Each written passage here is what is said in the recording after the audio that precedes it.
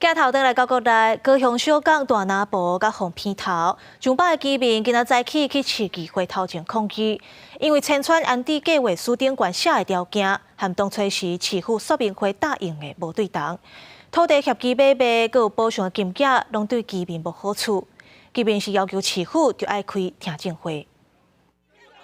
召开听证会，召开听证会，提高迁村补偿，提高迁村补偿。300几个来自大拿埔甲红片头的居民徛几排，车到透早来到高雄市议会头前，为的是抗议迁村安置计划书条件对居民不利。少坪数购买增购土地这一个，它有限制很多，也没办法每一个人去买到。那少坪数的呢，麒麟地，它也没办法去换土地。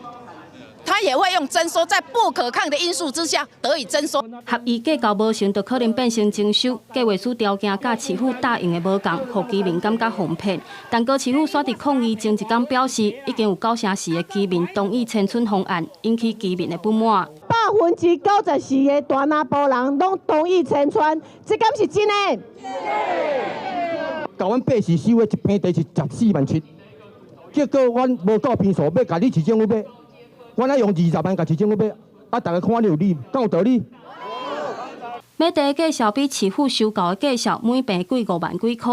大拿埔是旧部落，真侪居民的土地拢是共同持有，嘛袂使将名下的土地合并计算坪数，种种拢互居民感觉委屈。副秘书长透早接过订正书，表示会转达意见。